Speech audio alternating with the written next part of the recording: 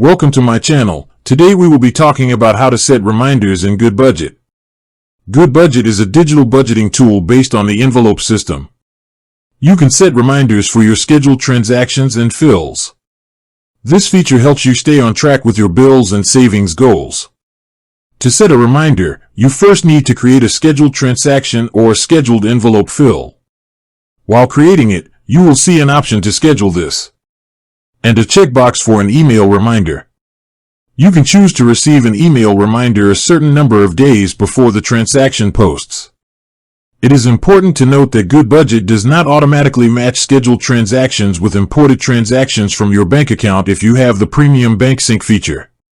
To avoid duplicate entries, you should delete the scheduled transaction after it posts, or simply use the email reminder as a prompt to manually enter the transaction. With that being said, thank you for watching. For more finance videos, kindly check my page. Please like, share, comment and subscribe to my channel. Thank you.